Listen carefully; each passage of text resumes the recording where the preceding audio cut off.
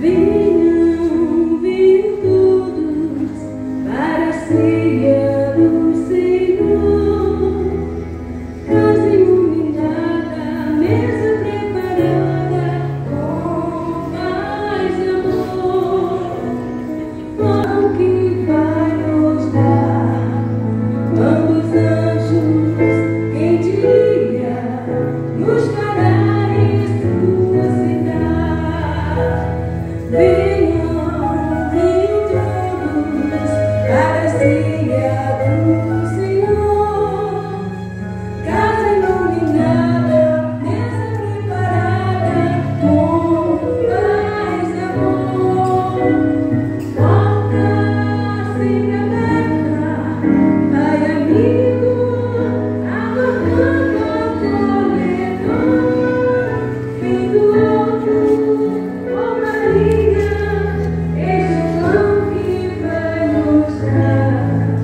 Pão dos anjos, quem diria, nos fará ressuscitar.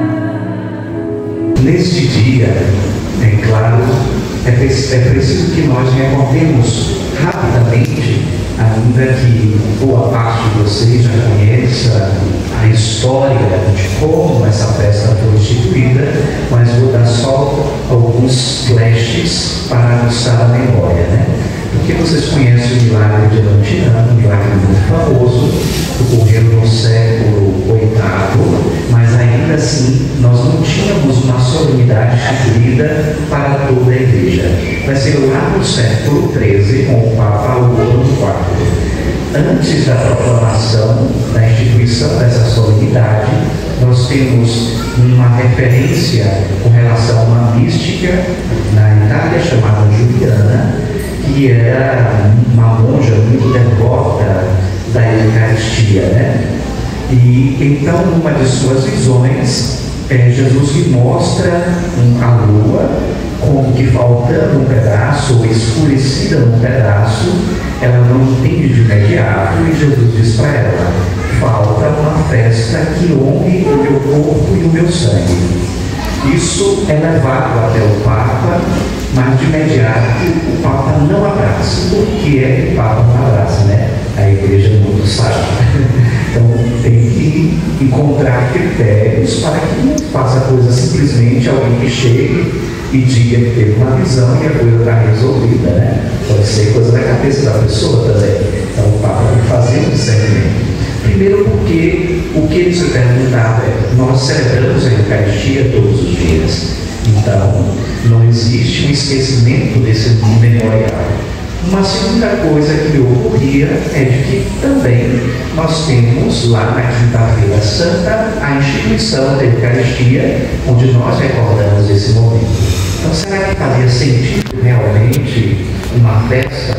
E aí então os céus mandam um outro sinal.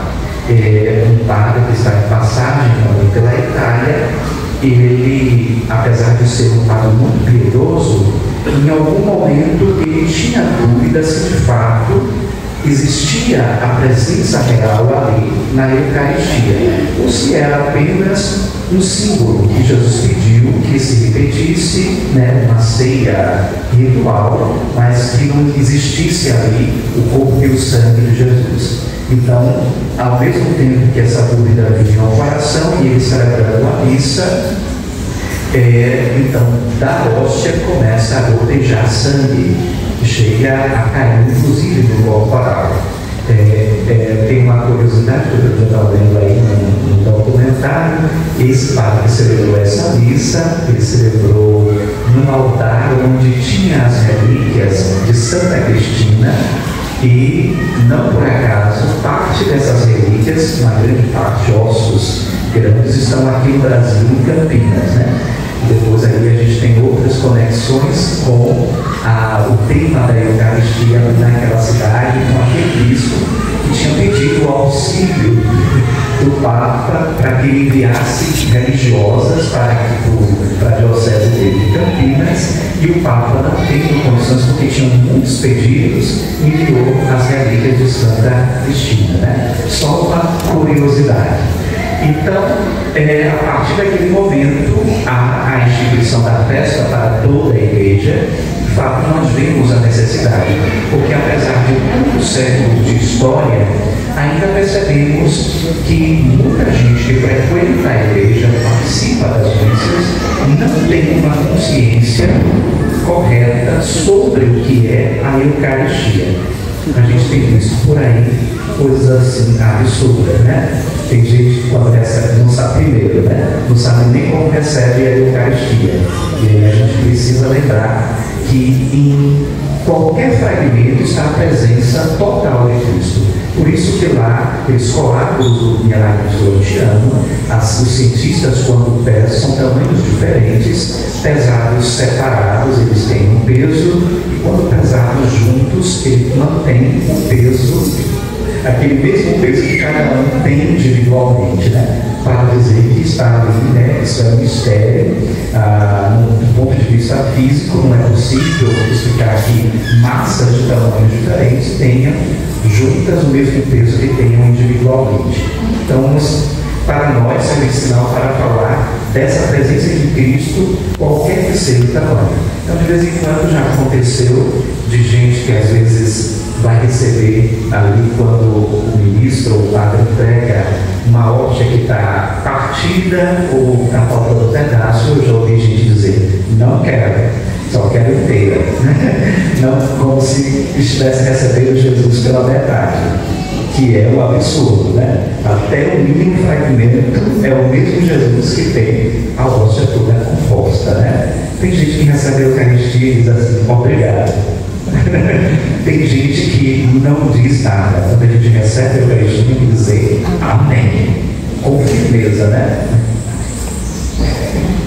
Que a gente nem escuta, né? Às vezes eu digo no lugar da pessoa, porque isso, né? Sem falar, às vezes, os trajes inadequados, né? Sem nenhuma reverência.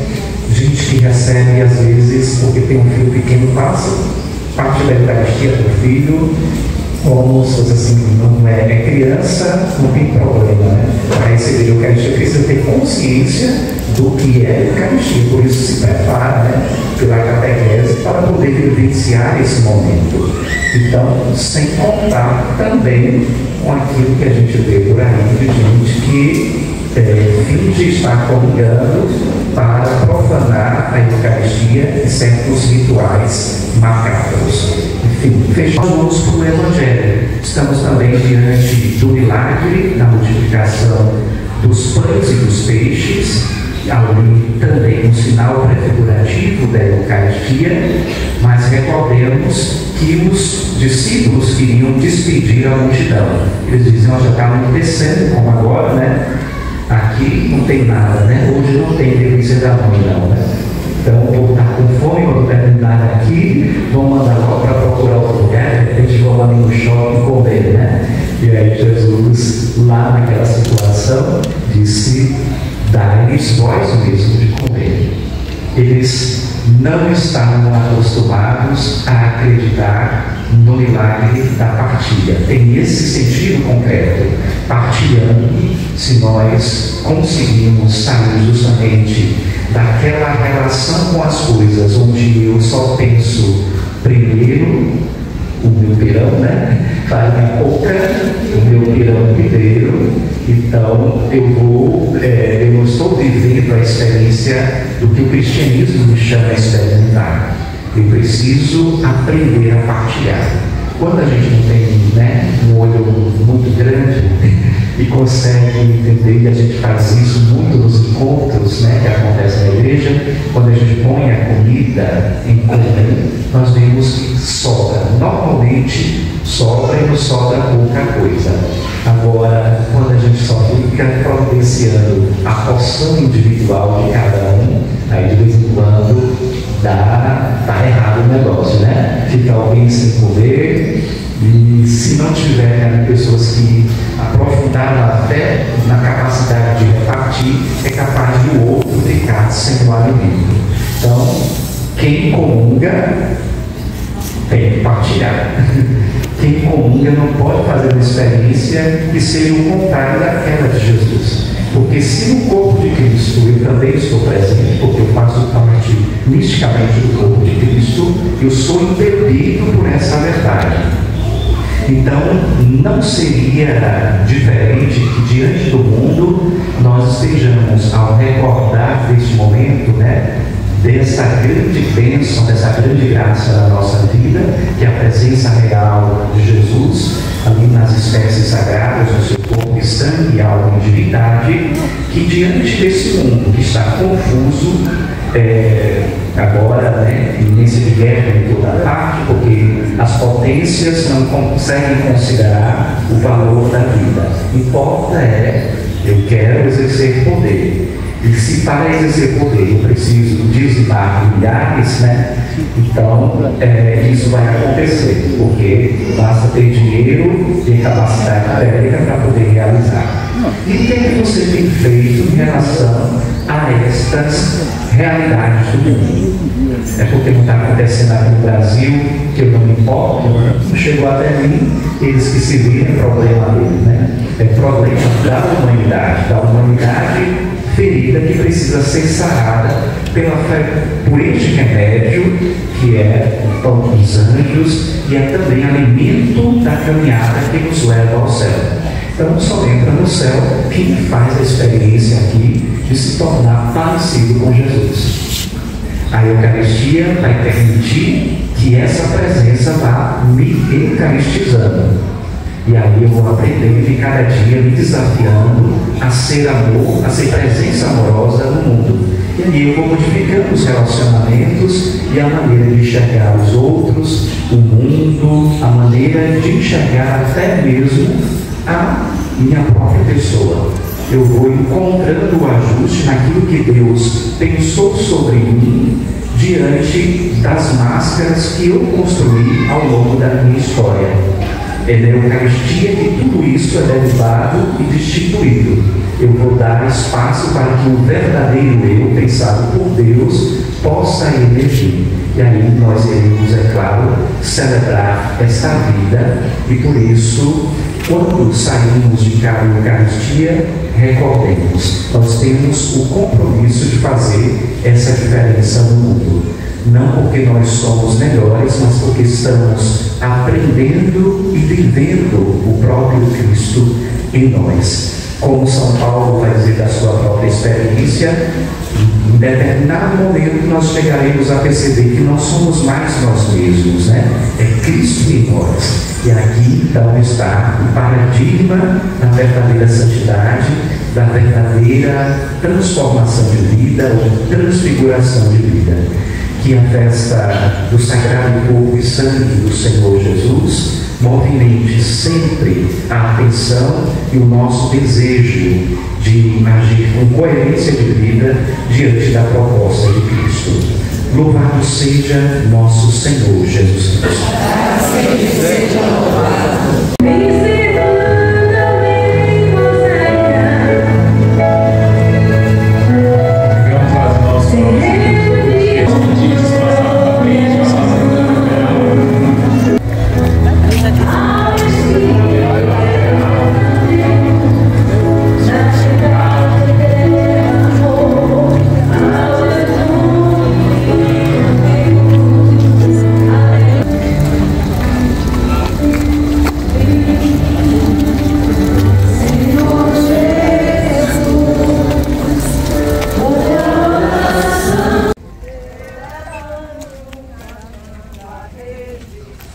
A figueira a caminhar, buscando água pra minha sede, querendo ver meu Senhor passar.